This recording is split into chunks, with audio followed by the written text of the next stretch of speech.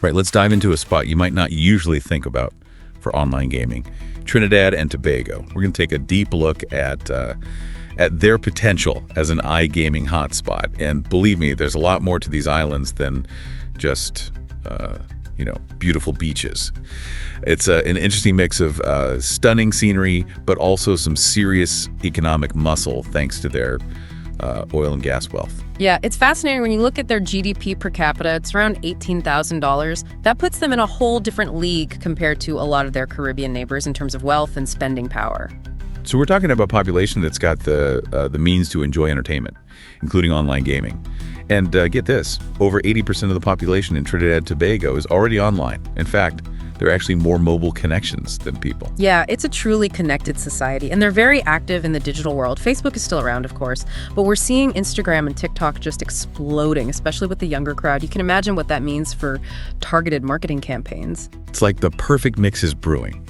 Disposable income, widespread internet, and people glued to social media. But the big question is, are they into iGaming? Well, you got to think about this. Trinidad and Tobago is absolutely crazy for sports, especially football and cricket. And that passion naturally spills over into sports betting. It's a culture that's already familiar with, with wagering and the excitement that comes with it. So you're saying we've got a built-in audience ready for iGaming. But what about the legal side of things? Is it even legal there? And what kind of regulations are we looking at? Well, that's where things get a little complicated. Gambling itself is legal, but the specific regulations around iGaming are still being developed. So it's a bit of a gray area right now, which can be both risky and an opportunity, really. Okay, so let's break that down. What are the risks we're talking about here? For businesses, the biggest risk is the lack of clear guidelines. It makes it tough to plan and invest when you don't know exactly what the rules are. I can see how that would be a challenge. But how does this gray area also create an opportunity? Well, for those who are willing to, navigate this kind of evolving situation, there's a real chance to get a strong foothold in the market early on. It's that first mover advantage everyone talks about in a market that could be very lucrative. It's like a calculated risk with a potentially big rewards. But what about the people? How open are Trinidadians and Tobagonians to gambling in general? They definitely have a culture that's open to it. Lotteries are already very popular there, and horse racing draws big crowds. So there's definitely a willingness to engage in wagering, which suggests that there wouldn't be a lot of resistance to online platforms. It sounds like a lot of things are lining up for a vibrant iGaming scene there. But with all this potential, can local companies actually compete with the big international players? That's where the whole white label solution thing comes in. It's kind of like, imagine you want to open a restaurant, but you don't want to build the whole thing from scratch.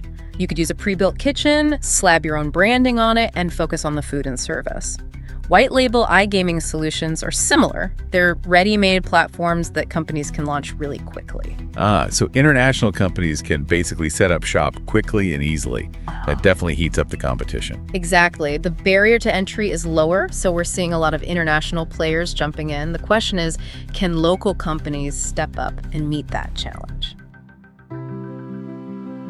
Hello? Looking to dominate the iGaming market? TC Gaming is your answer. With 15 years of experience, we are Asia's most trusted white-label iGaming platform provider, delivering cutting-edge solutions and API integrations to clients across 30-plus countries. We don't just offer technology, we provide unmatched industry expertise and 24/7 dedicated support, ensuring your platform's success. Partner with TC Gaming today, where innovation meets reliability and success is just a click away. Welcome back.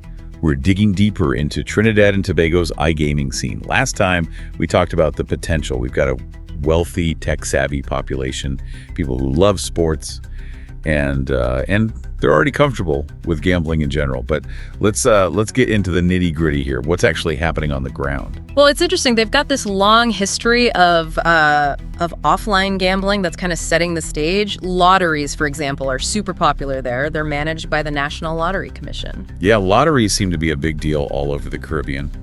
What else are people betting on? Oh, horse racing is big, and even greyhound racing has a pretty dedicated following. It seems like they really enjoy betting on live events. So the classics are alive and well. Yeah. What about casinos? Are they a big part of the scene? Casinos are a little more restricted. They haven't really opened up the floodgates for casino licenses, so it's mainly the high-end hotels and private clubs that cater to tourists and a more exclusive clientele, you know? So it's not like a wide open casino landscape like you see in some other parts of the world. But what about online? What's the state of iGaming platforms in Trinidad and Tobago right now? That's where things get really interesting. See, there aren't any laws specifically against online gambling, but there's also no, comprehensive regulatory framework set up yet either. So it's operating in this kind of legal gray area. What does that mean for the players and the people running these platforms? Well, for local players, it means they often end up using offshore platforms to get their fix. And for operators, it's tricky, right? They have to deal with this uncertainty. But at the same time, there's all this potential in the market. Sounds like a high-stakes game in itself. But if people are already gambling online through these offshore platforms, what are they playing? Knowing how well they love sports, it's no surprise that sports betting is king. Football and cricket are at the top, with major international events like the English Premier League and the Indian Premier League driving a lot of the action. So anyone wanting to make it big there needs to have a really solid sportsbook. Let's talk about the practical side of things. How are people actually paying for these bets? What's the payment landscape like in Trinidad and Tobago? Yeah, that's a big question for any online business. The e-wallet situation is still developing. They've got local options like YPay and TT Post ePay, but you also see international giants like PayPal and Skrill in the mix. So it's kind of a blend of local and global. What about people who prefer cryptocurrency? Are crypto wallets being used at all for iGaming? It's hard to say for sure without more data. The use of cryptocurrency for everyday purchases is still pretty low there, but you do see internationally recognized wallets like Coinbase Wallet, Trust Wallet, and Binance Wallet gaining some traction, especially among the more tech-savvy crowd. So a pretty diverse range of payment options to suit different preferences. But let's go back to those regulations, or the lack thereof. Are there any efforts being made to establish a clearer framework for iGaming in Trinidad and Tobago? Oh, definitely. People are starting to realize that a more solid regulatory framework is needed. They're looking at how other countries are doing it, trying to find a balance that encourages investment while also promoting responsible gambling, you know? It's a tough balancing act, isn't it? Too much regulation could stifle innovation and push players toward those unregulated offshore platforms. But too little could create a risky environment. Exactly. Finding the right balance is going to be crucial for the long-term success of iGaming in Trinidad and Tobago. It's a really interesting case study in how a nation adapts to a brand new industry. But we focused a lot on the potential upside. What are some of the challenges that could make iGaming in Trinidad and Tobago a risky bet for operators? Probably the biggest hurdle is the competition. It's so easy for international companies to enter the market with those white label solutions we talked about, and that creates a really competitive environment. So it's not just about attracting players, it's about standing out in a crowded space. What else could trip up potential operators? Well, the lack of clear regulations, even though it presents an opportunity for some, also creates uncertainty for businesses trying to plan for the future. And that uncertainty could make it hard to get investors on board. They want to see stability, right? Right. What other challenges do you see? The potential for problem gambling is always a concern. It's a tightrope walk, trying to keep it entertaining while also promoting responsible gambling. It's a good reminder that while iGaming can be fun and engaging, it needs to be approached responsibly by everyone involved, both the players and the operators.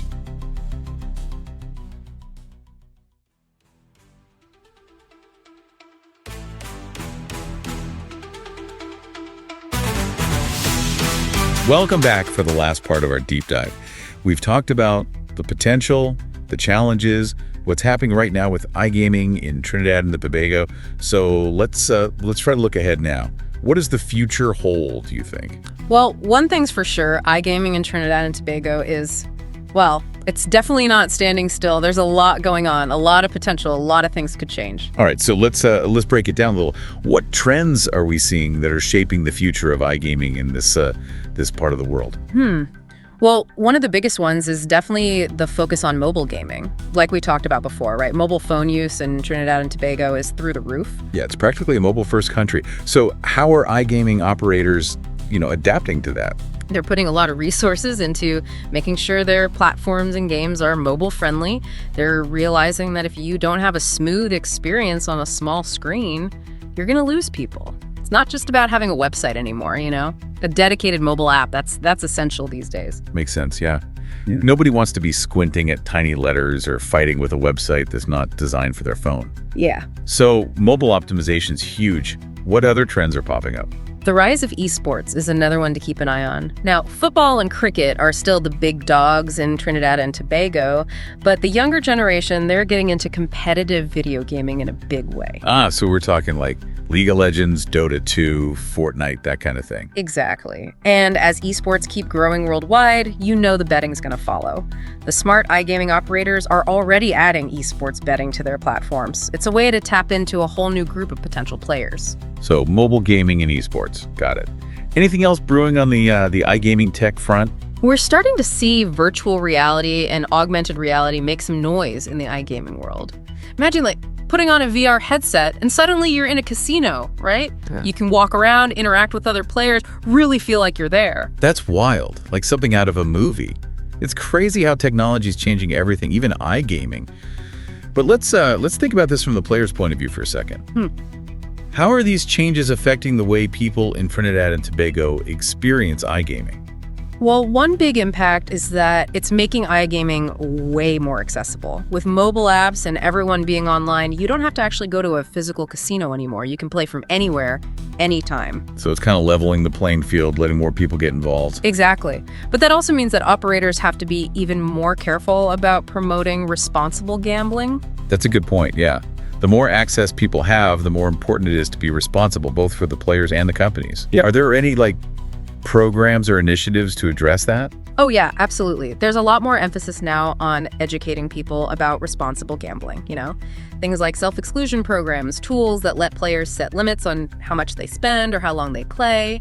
So it's about giving players more control, making sure iGaming stays fun and doesn't become a problem. Okay, but let's zoom out a little.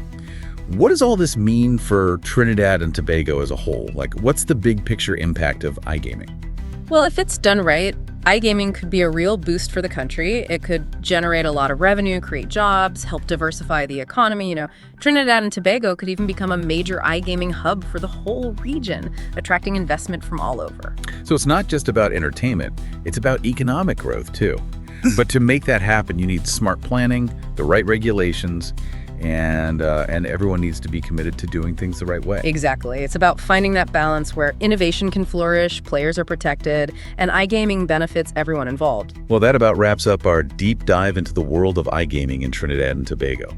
We've covered a lot of ground, the opportunities, the risks, the trends, the potential impact, everything. It's definitely a story that's still being written, and I'm really curious to see how it all plays out. Yeah, one thing we know for sure is that iGaming is a constantly changing industry. What works today might not work tomorrow. The companies that can adapt and innovate, they're the ones that are going to come out on top. And that's what makes it so interesting to watch. But remember, knowledge is power, right?